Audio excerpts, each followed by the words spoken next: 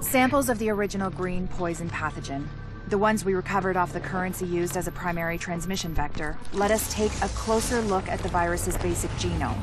What I found was clear evidence the bug had been manufactured. There's genetic material there from a half-dozen other pathogens, bolted onto smallpox to make a more efficient killing machine.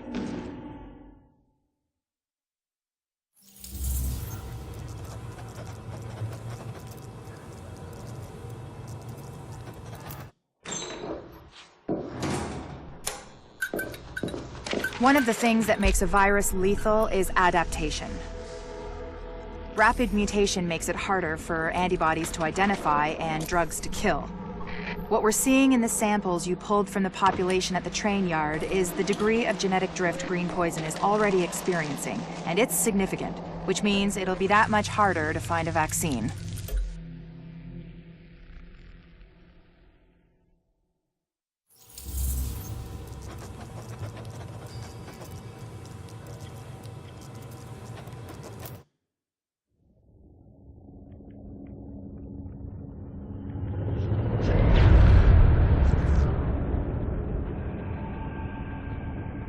What you're looking at is the smallpox virus. It normally takes 1 to 2 weeks for it to incubate in a host, and it's not contagious while it's doing so. Looking at Amherst's notes, it's clear he wanted to change that, to make green poison infectious while it developed and to speed up that incubation process to make it spread faster. In English, it's more contagious and it reproduces faster. And that's bad.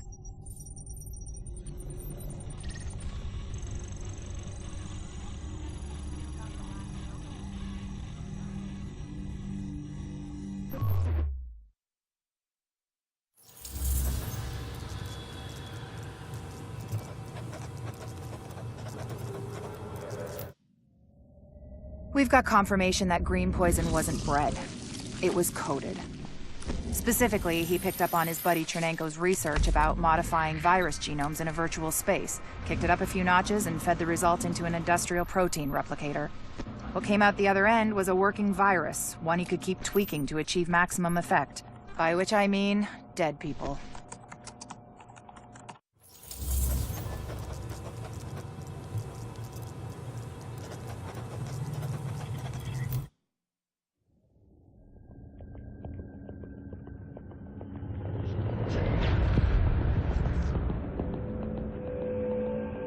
What you're looking at is the smallpox virus, one of the deadliest pathogens on the planet. For centuries, it did a wonderful job of helping keep the human population in check. But times change, and sometimes Mother Nature needs a hand in improving her creations. Like, say, speeding them up a little bit, making them contagious when they should be quietly incubating in a host, or making them more lethal.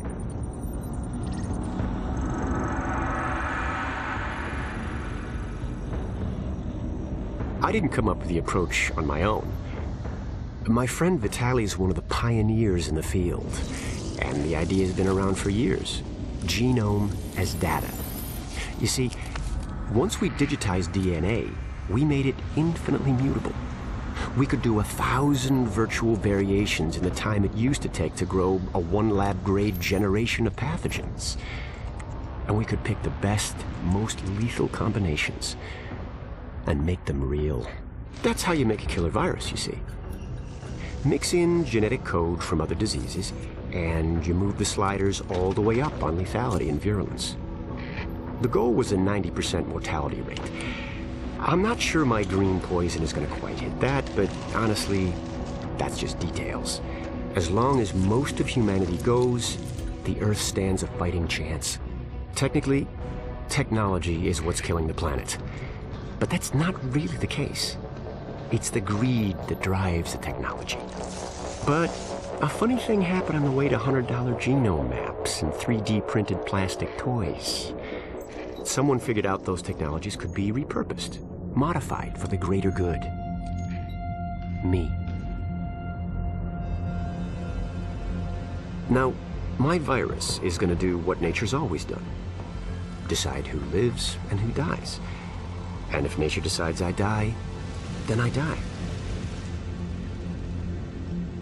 If nothing else, I'll have a lot of company. Natural selection at its finest, helped along by a little unnatural genetic manipulation. It's all data, really. Life's just a method of processing it. The same way I processed the smallpox genome on my laptop. And who's to say that wasn't the plan all along? If, by some miracle, you survive green poison, then nature's decided you deserve to live. The rest of us shouldn't and won't. Godspeed. I'll see you in hell. This difficult time, your cooperation is appreciated. Thank you.